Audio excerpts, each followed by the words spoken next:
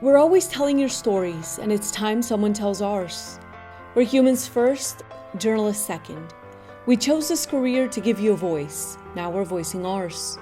It's true, journalism has much room for improvement, but not all hope is lost, and we want your trust back by humanizing one journalist at a time.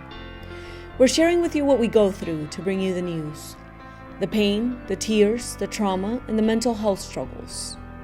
It's painful, and sometimes we even work 2 jobs to make ends meet. But we all have something in common. The passion, the joy, and the love we feel for storytelling and holding the powerful accountable. That includes holding ourselves accountable. So here are stories from us. This is how we want to help improve the news industry. The Awakened Journalist is proud to present Media Healers by Emiliana Molina Fajardo.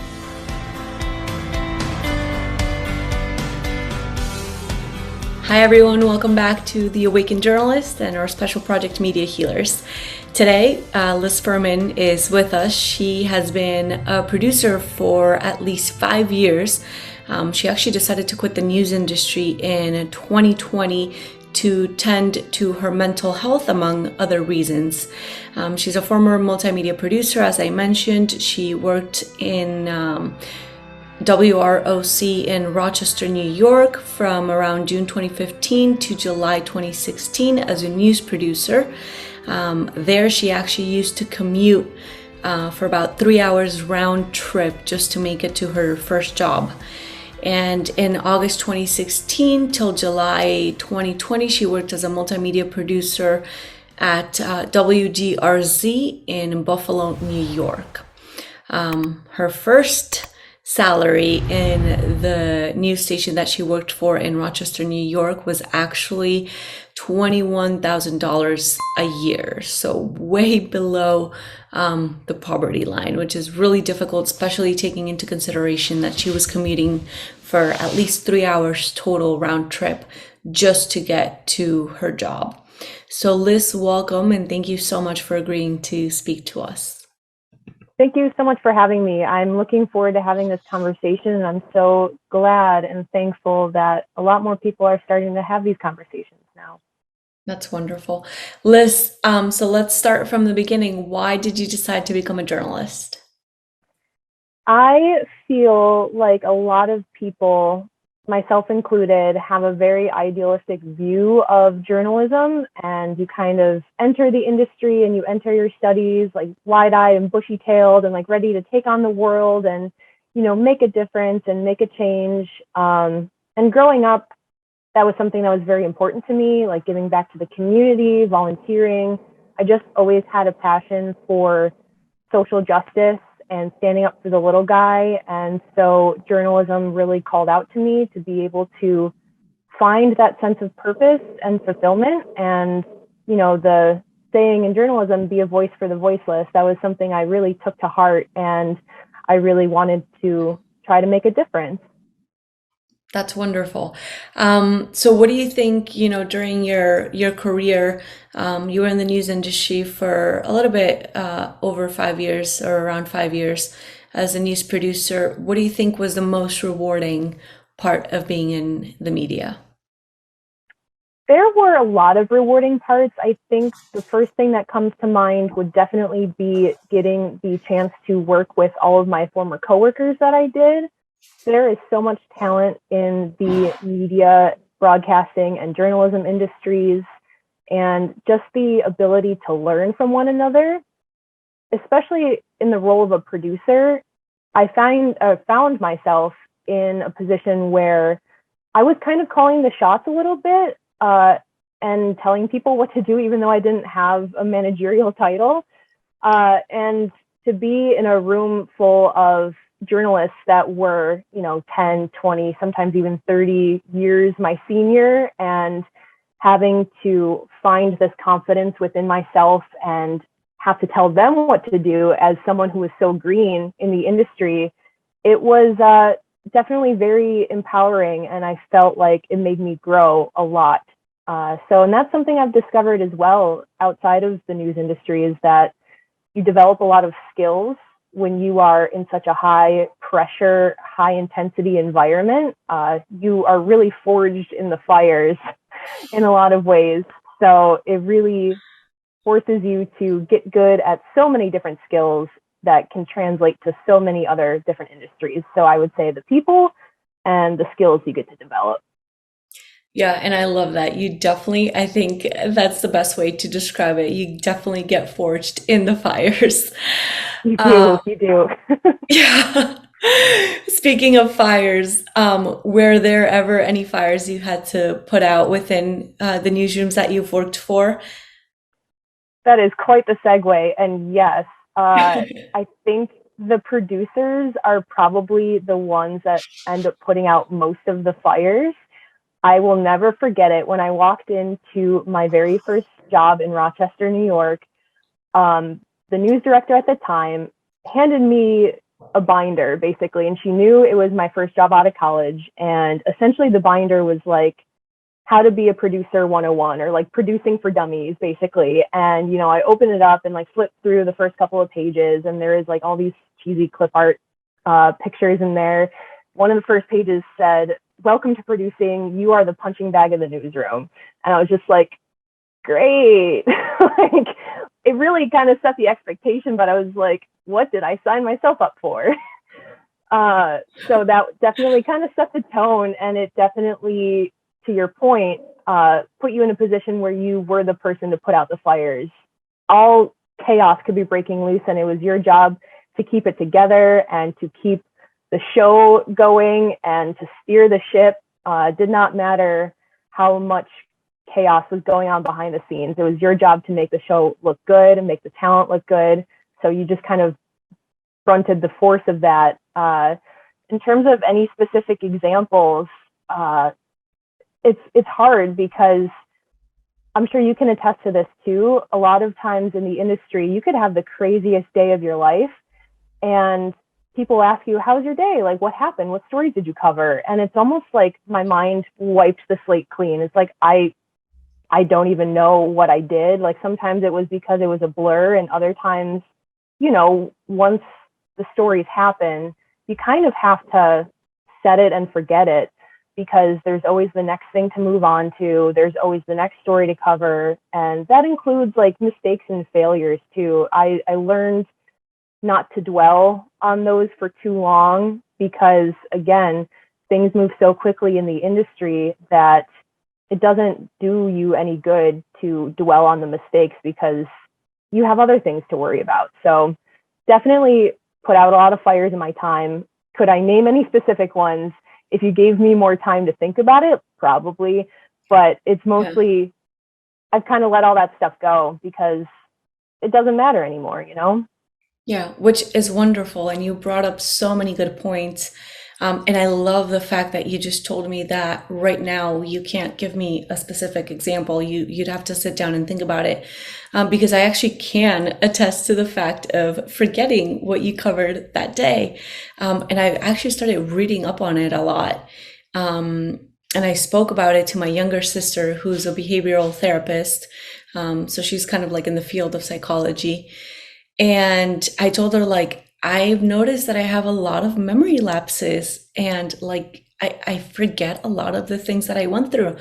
And we talked about it, and what I've read is that sometimes when people are in such high intensity jobs and high stress jobs, it's easy to forget things and what you covered. I'm wondering if you feel like that was the case for you, like you struggled with memory, or still struggle with memory sometimes. Absolutely. Yeah. It's the trauma. It really is. Literally. When you are constantly in survival mode, that's all your brain and your body knows. And I felt like most of my time in news was just a constant survival mode. I did not know how to relax. And I feel like most people in the industry just don't know how to relax. And you have the expectation and the feeling like you have to always be on. And even if you were putting out fires, or, you know, I was fortunate in some ways to be inside the building most of the time. For my poor colleagues that had to go out and cover some really awful stories that were happening, you know, you are kind of living it. You're living really traumatic experiences, and you're expected to put on a brave face and act like it's not affecting you in any sort of way for the sake of professionalism. So you kind of internalize a lot of that stuff. And like you mentioned, it manifests itself in memory gaps and just, almost a numbness. You get so used to pushing those feelings down that sometimes it's hard to feel them at all. Yeah, no, I agree. And that's definitely happened to me before as well, where, I was detached at certain points from my emotions. Liz, you also brought up a really great point, and it's true. I think producers and even photogs or editors sometimes don't often get recognized enough for their work, and the value that they bring to the newsroom, because at the end of the day, producers are holding the newscast together. If there's not a producer there to produce the show, to get everyone together, you're like what keeps or holds the skeleton around the newsroom together. Basically, it's like the nucleus of where everything happens and evolves. And you guys often don't get credit enough for that. And I think the salary precisely reflects that lack of value that the industry puts on producers, and the role that they play. Do you want to speak a little bit about your experience on your first job and your salary, and if you even were able to make ends meet, or how that worked out for you? Yeah, thank you for the recognition. In addition to being told you're the punching bag of the newsroom, I kind of learned that producers do have kind of a thankless job. So it is nice to have a little bit of recognition, because, your face isn't the one representing the station. No one knows it's your words that the anchors and talent are saying. Like, no one knows that unless, you have friends or family that you tell that's like, oh, this is my newscast, and they tune in and they can kind of pick up on what things you might have written. So it really is a thankless job. And I would also add, in terms of production people that are the nucleus of the shows, directors are definitely included in that too, because it's the producer and the director in the control room and in the booth together, making sure that the ship is on course. Like I would always describe to people, I think that, the producers are the ones that kind of lay out the roadmap for the show, what they want it to look like, what they want it to sound like. And it's the director's job to execute that roadmap and to drive the car. So it's definitely a team effort. But to your point about salary and things like that, at least when I was working in Rochester, like you mentioned, I started as a very low salary, but for someone fresh out of college, it was like, oh my gosh, this seems like so much money. And then you start working, it's like, this is not a lot of money. This doesn't go anywhere. And thankfully at the time I was living with my partner, and he knew I wasn't making a lot of money. He was also in a creative industry. He was a motion graphics designer. So he had a much higher salary than I did, and he was very gracious and allowed me, we lived together, and he was like, you don't have to pay rent, when you're living with me, at least until you are able to contribute. But I helped in other ways that I could, whether that was chipping in to buy groceries or chipping in on some of the utility bills and things like that. But I didn't pay rent, thankfully, because I had someone who did not charge me rent. Yeah. And I couldn't even move to Rochester. Pardon? It's an amazing support system at that point in time. Yeah, you need to. I've heard from so many people that when they first start out, if they're able, they either stay at home and live with their parents, or they have a billion roommates so that the rent is so cheap that they don't really have to worry about paying a whole rent for an apartment by themselves. But yeah, I could not even afford to move to Rochester if I wanted to. I'm originally from Buffalo, and it was always my goal to come back home and work around the Western New York area. And I saw Rochester as a stepping stone in my journey. So I didn't necessarily have the motivation to move to Rochester. And again, because I was living with my partner, that would have had implications for him as well. He didn't necessarily want to move to Rochester because his job was based in Buffalo. So we kind of made that decision together. But it was kind of a choice between, do I pay gas money to get to work or do I pay rent? And I knew I couldn't afford rent, but I could barely afford gas. So that was kind of, my hands were tied a little bit. Wow. That's just absolutely incredible to me. Liz, aside from your salary, what do you think was one of the most challenging situations that you encountered while in the news industry? That's a really great question. And I was thinking about that as well, because I think I definitely face a lot of different dangers than my colleagues might have faced out in the field, like the photographers and reporters who have to deal with the public on a day-to-day basis. And you just never know what you're going to deal with outside of those walls. In terms of dangerous situations I might have personally faced, I remember when I was still commuting to Rochester. Obviously, Buffalo and Rochester, the whole Western New York area is infamous for snow. Mm-hmm. And that was definitely a concern with me driving, because most likely if a snowstorm is hitting Buffalo, it's going to hit Rochester an hour or two later because of the way the weather moves. So thankfully, in the little over a year I was working in Rochester, the fall and winter was actually pretty mild. We didn't get snow until late November, I believe. But once the snow started flying, there was one particular bad storm that did hit both Buffalo and Rochester. And again, there's like that immense pressure that you have to, sacrifice so much of yourself for your job. But because I was driving in a rickety old car that I got when I was in college, I knew that I did not want to risk my life driving through the snowstorm to get to my job. So I made the decision to call in, and I'm sure people could probably guess why I was calling in, but I just came up with some excuse saying I was sick or something like that. I should have just been honest and said it was the weather, but there was just this feeling and tone that people were annoyed with me for calling off because of the weather, even though everyone was well aware that I was commuting from Buffalo. And at the end of the day, it was just not worth it to me to risk my life, ending up in a ditch somewhere on the side of the thruway, because I was trying to make it to a job that was paying me pennies. Like, I could not rationalize it in my mind. And thankfully, all my friends and family were very understanding and wanted me to make that call too. So that was probably one of the only times I could think of where I was personally in danger, potentially. Yeah. And I love that you brought that up and that you expressed that there was a certain environment or sentiment that people were annoyed by you calling off because of the weather, because I think that sometimes that tends to be, I guess, the environment that we are surrounded by within newsrooms.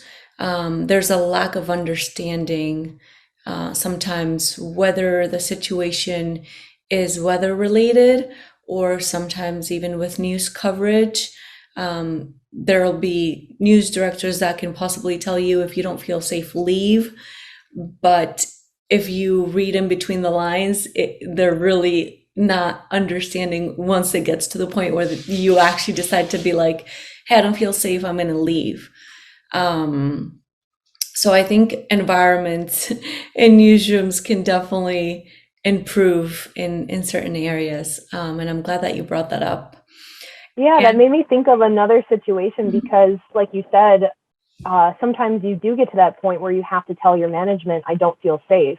Yeah. They always kind of give you that out a little bit. I feel like almost they have to in a corporate environment. Like, there's some things that you almost have to say to appease each HR. And it's like, oh, well, if you feel unsafe, like, tell us.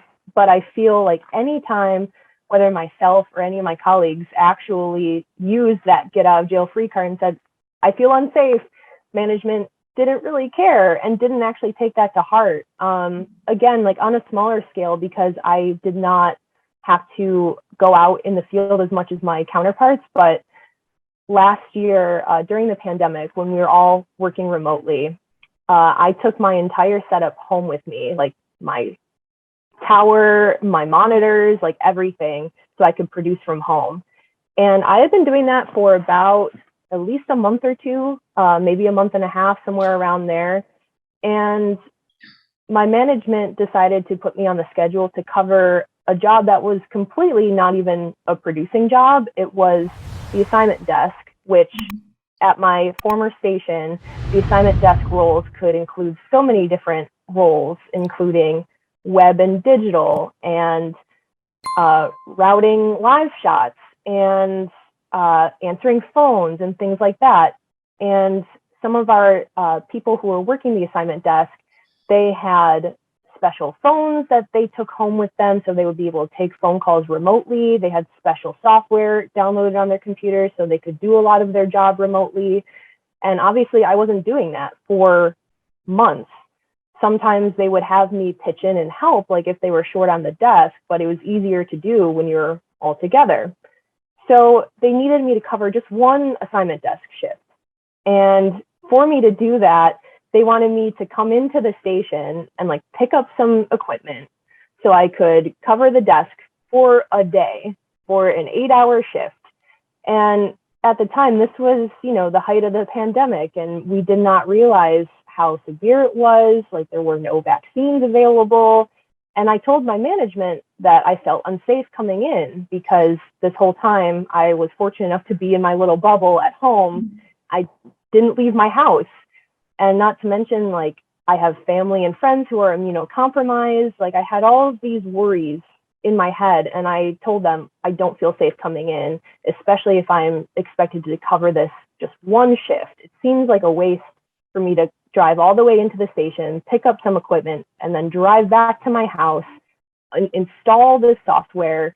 And when I had mentioned that I felt unsafe, I actually got backlash from management. And the digital manager at the time, she's still the digital manager. She was like, well, what do you mean you feel unsafe? And I was like, did I stutter? Like, I said, I feel unsafe. Like, what else is there to say about that? And her and I were going back and forth, and, she was becoming passive aggressive. So at one point, my news director calls me. And so he said, I heard that you're having a little disagreement with our digital manager. And I was like, yes, I am. I told her I feel unsafe. I don't want to come into the station. And him and I have a little bit of a back and forth, but it was a really one-sided conversation. And at the end of that conversation, it basically entailed like, well, you have to come in and you have to grab this equipment. Gotcha. So I did. And I punched out, or I can't remember exactly what I did, but essentially I made sure that they paid for me to drive like the hour it took for me to get to the station, like get the equipment, drive back, that they paid me for my gas mileage. Like, I made sure I documented everything because, again, it was one of those situations where, I did not feel comfortable going in. They made me come in, and I was like, well, I'm going to fight you on everything I possibly have the ability to. And that's so interesting because that's also, I mean, I know that's happened to me in former newsrooms before.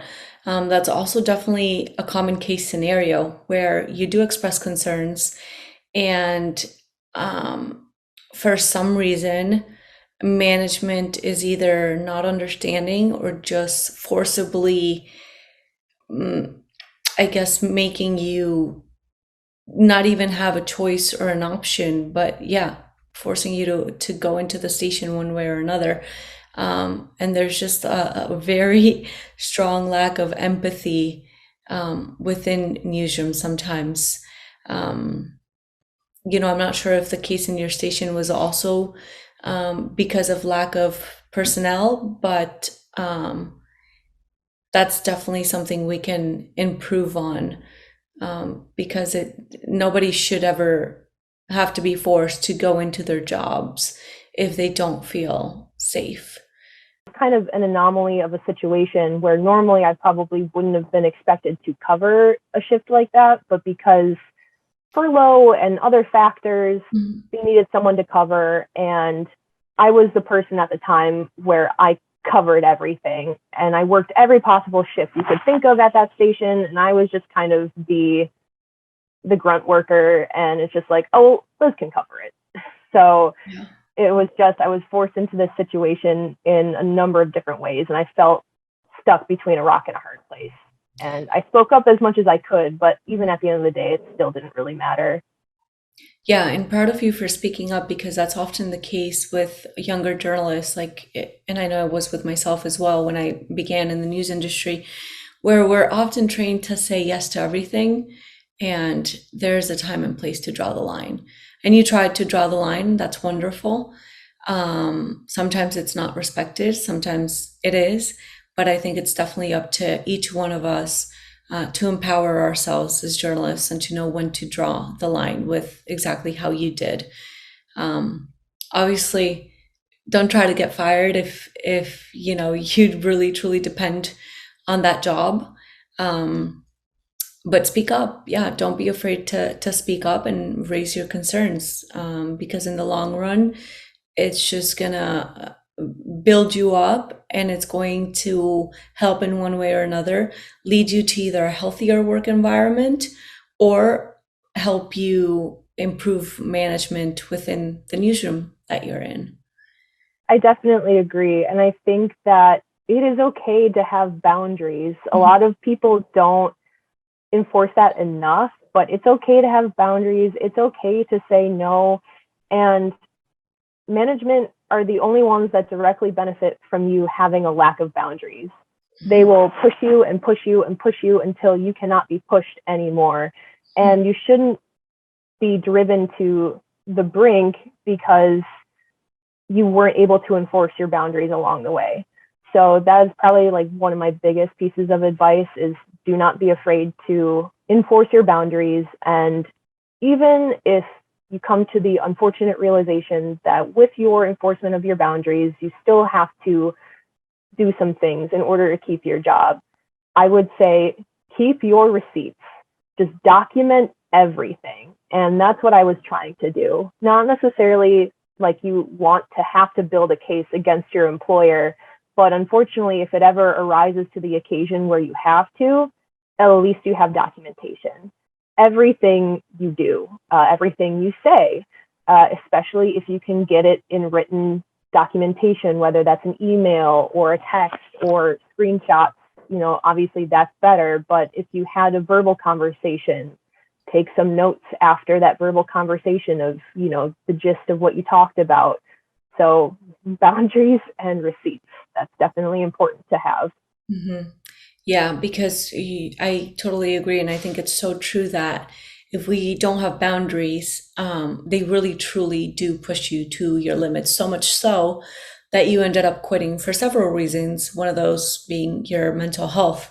And you're not the only one. I mean, I've spoken to so many journalists already who have told me that they decided to quit because of burnout, depression, anxiety, PTSD, or simply just being completely overwhelmed by the workloads that are being put on their shoulders. And a lot of local news stations, unfortunately, are running their business on the backs of multimedia journalists or multimedia producers. And that's leading to, several amounts of journalists just leaving the industry to tend to their health. I want to ask you how your health is doing now, and what was that breaking point for you to decide to leave? Thankfully, I'm in a much better place now than I was then. And you are absolutely right. They will take and take and take until you break. And that's definitely what happened in my case. I felt like, I did try to enforce my boundaries as time went on, but it was almost like a blessing and a curse. A lot of people recognized me as a hard worker in the newsroom and knew that I could handle a lot. But as I said to many people before, just because I can handle it doesn't mean I should. And it goes for so many other hardworking journalists in the field as well. They expect so much out of you. And for someone like me, who's a perfectionist and hates, has a fear of failure, it pushed me into a no-win situation because I was constantly saying yes to things or feeling like I had to perform at 150% all of the time. And if I wasn't, that I was somehow failing, which is not the case at all. And because I was able to achieve so much and get so much done, I just got more things added to my plate. But I felt like I couldn't do bad at any of the things that were added to my plate. So I was just like, felt like a plate juggler at the circus. Like, I can't let any of these plates fall and break. And I just kept getting more and more added on until they all kind of came tumbling down. At the time that I decided to leave, I had been seeing a therapist for about 2.5 years for several reasons, but obviously work came up quite a lot. And at the time during the pandemic, and even before, pretty much my entire career in news, I was producing multiple shows. And for people outside of the business, in an ideal world, when things aren't understaffed, it would be one producer per show. And my entirety of my career, I was producing at least 2 and 3 shows a day. So I was doing the work of like 2 or 3 people a day at least. And then sometimes I would have to cover the assignment desk. I would have to write web stories. I'd have to write social. I would have to, that on top of every other thing that they add on top of you. So when the pandemic started, obviously that was not sustainable. So I was also working nights and weekends at the time. And on the weekends, I was the only producer. So I was doing 3 shows by myself in the evenings. And thankfully, great news gods above, they decided to have another person on the weekend to help me out. But that producer had more seniority and they only ended up doing 1 of my 3 shows. So I still had to do 2. There was a week where, unbeknownst to me, that other producer that was helping me out for months throughout the pandemic was taking their furlough week. Nobody told me. And unbeknownst to me, on the weekend, I had to cover 3 shows by myself. And that also happened to be the same weekend that the George Floyd protests were happening all across the country. And especially in Buffalo, as we know now in hindsight, things got pretty intense. We didn't know at the time, and management, for some reason, did not think it was going to be a big deal. They're like, oh, like maybe a dozen people will show up, like probably not gonna turn into anything. And so they had me staffed by myself. And again, they had this mentality of like, oh, Liz has got it. She always has. Yeah. And then obviously things kind of exploded. Yeah. And even despite that, they did not call in any extra help. I was in touch with our assistant news director, like here and there, but it was still mostly up to me to coordinate all of our reporters and photographers, to talk back and forth to our anchor, to write all the stories. And I about lost my mind, literally. Like, I had multiple anxiety attacks that day for many reasons, just because of the expectation of all of the duties I had to perform. And just that feeling of being isolated and by myself. Like, I was thankful in some ways that I was by myself in my house, so that if I needed to freak out or like have a cry or just, need to take a second, I didn't have eyes on me and I could do that in the privacy of my own house.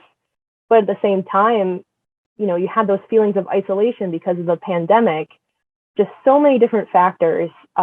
It literally broke me. And a few days after that weekend happened is when I turned in my resignation. But even leading up to that, going through the stress of the pandemic, I wasn't sleeping. I was having, anxiety attacks, and they were just becoming more and more frequent. And then leading up to that one weekend. And I had mentioned to you before, but even my therapist had said to me during one of our sessions when I was telling her everything that was going on at work and how I was feeling, and she said, "You sound like you're at the end of your rope." And I was like, I am. And you just know it's bad when your professional help, your therapist, is telling you that you're at the end of your rope. That was a reality check for me. And especially when I was left out to dry in that weekend, I knew that it was never going to get better. And they were just going to continue to put me in those situations where I was not set up for success. I was not supported. And it just wasn't worth it to me anymore. I was like, I can't keep feeling this intensity of anxiety all the time.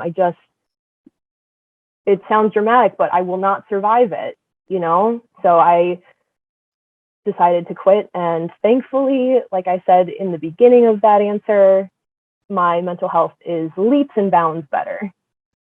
Yeah, and I can tell, and I love that. I mean, I didn't know you before, but I can tell the amount of inner work you've done. And I think a lot of journalists also are perfectionists, and we often do suffer from fear of failure, especially, when we have a newscast to run or we have to go live on camera, because our failures or our mistakes are there for the world to see, and they stay on the web sometimes. So it's an intense fear. And when we are in environments where we're not supported, where we are left stranded and don't have enough guidance or help to get through the day and get through breaking news coverage, it can be completely exhausting and draining and simply leading to levels of burnout and anxiety that nobody deserves to go through. So Yeah, absolutely. And like we had mentioned earlier in our discussion, you're just constantly in this fight or flight mode, and you're in survival mode all of the time. And I can't imagine that being in that kind of mode all the time is actually putting out people's best work. Some people thrive under pressure.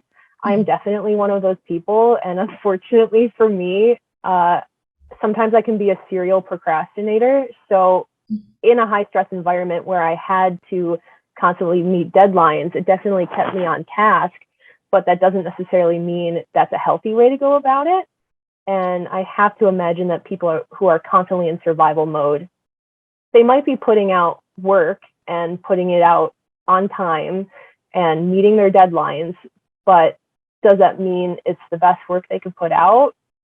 Maybe, maybe not. I have to imagine that if they were given more support and more encouragement and freedom of expression, obviously within limits, because, journalists are kind of held to their standards when it comes to self-expression, but creative expression.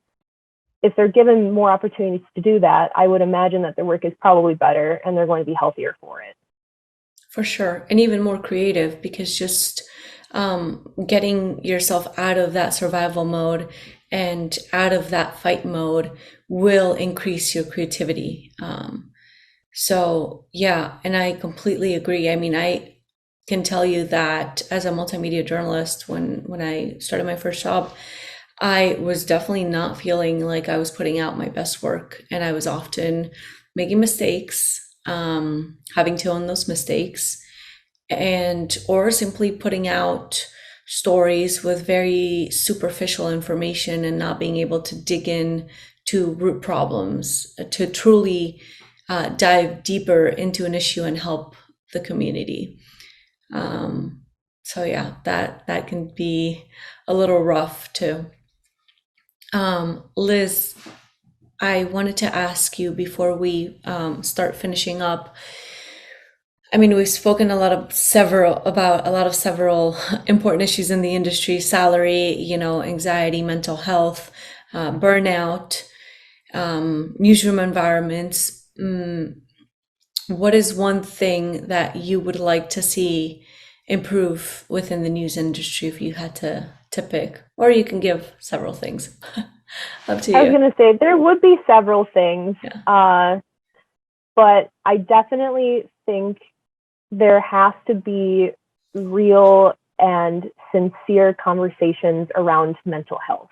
I think it definitely became, almost a talking point or a buzzword during the pandemic that, people need to take care of their mental health. And even Tegna set up some opportunities where you could sign up for free telehealth appointments and get free therapy through our health plan, which was great. However, and I tried actually speaking to some therapists that way, but for me, it didn't actually work out and didn't really help me any more than the therapist I was paying for.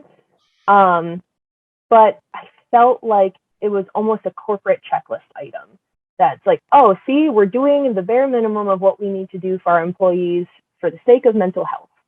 But as we've talked about, previously, I think that when people come forward in earnest and want open communication, that they are met with frustration, criticism, they are gaslit to believe that what they're going through isn't actually that serious, or whatever the case might be.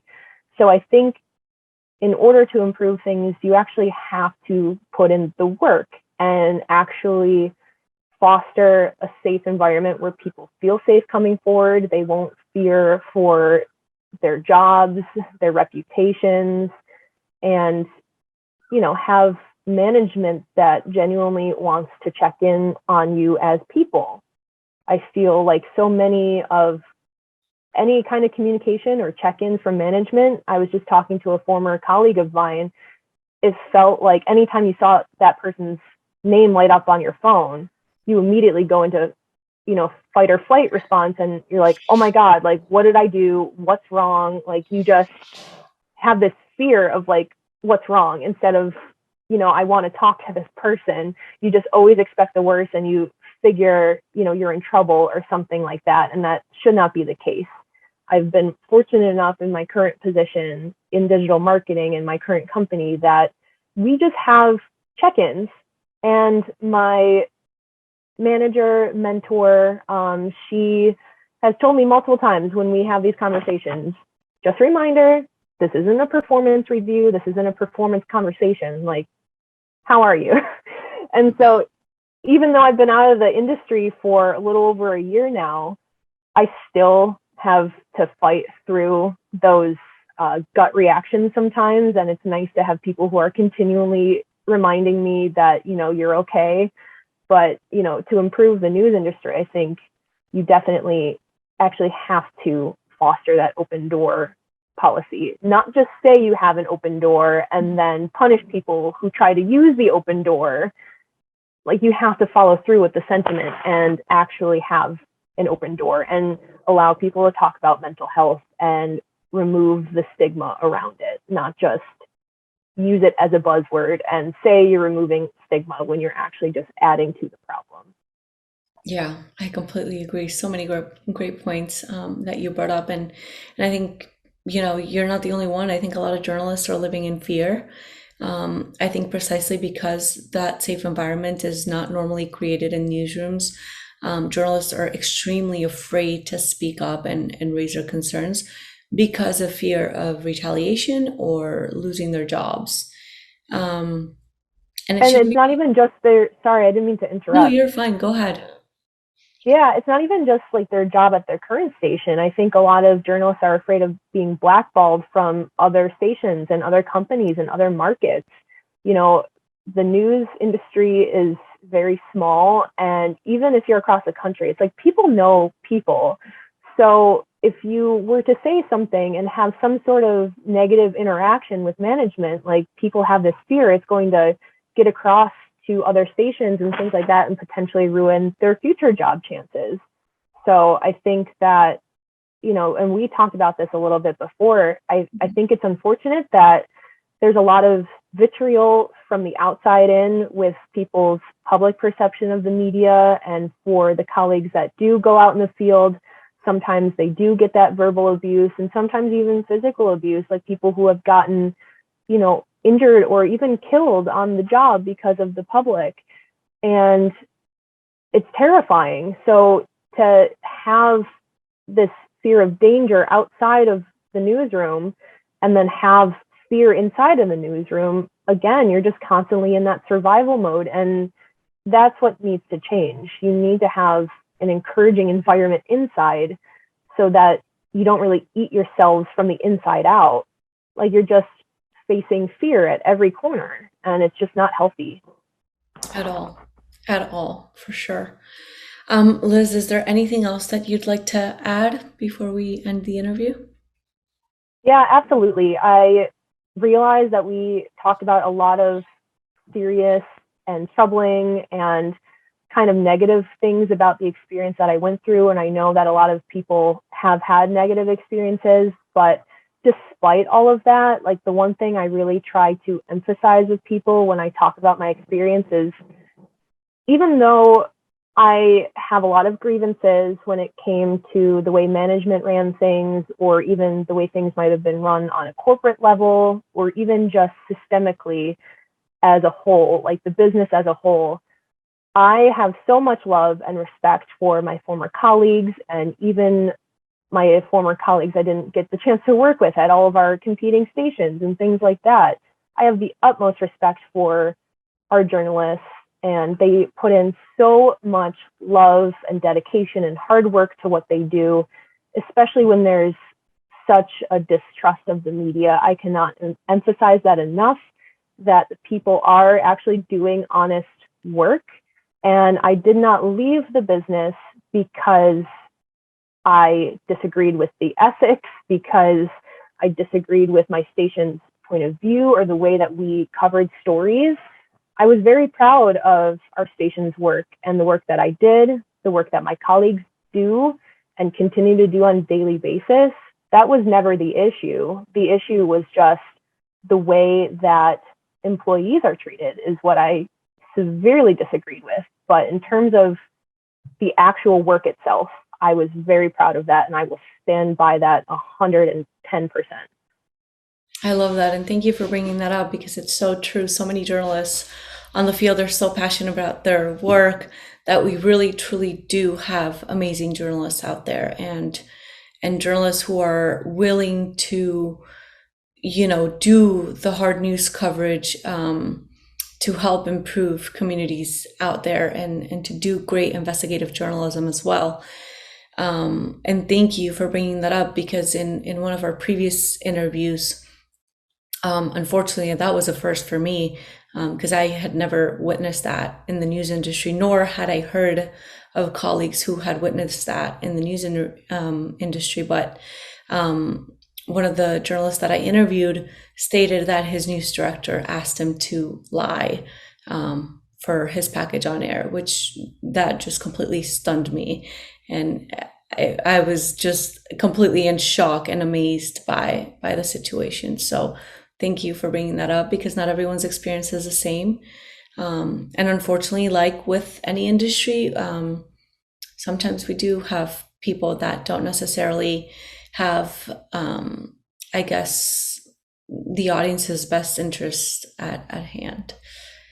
And it's so unfortunate. A lot of people, refer to the media like it's some amoebic, like pie in the sky concept. And journalists are just everyday people like you and me. Like they really, truly are, especially on like a local level.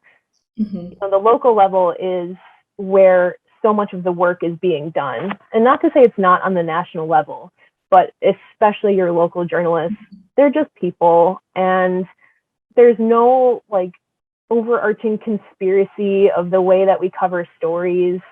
There really isn't. Like the one thing that did stand out to me that I did not realize coming into the industry wide-eyed and bushy-tailed is that there is a little bit more of a marketing strategy when it comes to the stories that we pick. You don't necessarily maybe pick stories for the sake of them being good stories, because sometimes you go into the editorial meetings and if you have a good day, there's a lot of good stories potentially out there.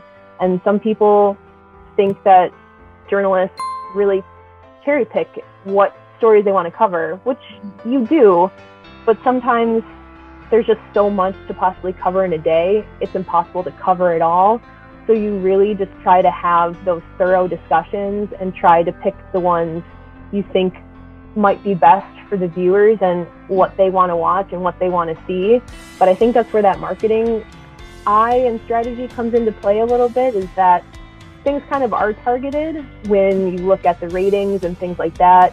You want to think about, your demographics and what people you might want to watch the station more. So you might try to pick stories that they would like to see. That was something that was a little interesting to me. And not necessarily it rubbed me the wrong way ethically. It was just, I didn't quite consider that before coming in. Yeah, no, I agree. And I think I couldn't have worded it better myself. So thank you, Liz. If you don't have anything else to add, thank you again for sharing your story with us. Thank you for taking the time to be so open about your work and about your experience, and for being so sincere as well. Thank you for having me. Thank you for starting this project and starting these conversations. I don't necessarily have any plans on returning to the news industry, but I still have people I know and love and care about within the industry, and I just hope for them and for future journalists that it does get better. So I hope that having more of these conversations will lead to bigger and better change. So thank you for having that platform and starting those conversations. Journalists, this one's for you, to help you heal, to help you understand your worth, and to help you know you're not alone. So share the love and subscribe to Spotify and YouTube, and follow us on Instagram. The Awakened Journalist is proud to present Media Healers by Emiliana Molina Fajardo.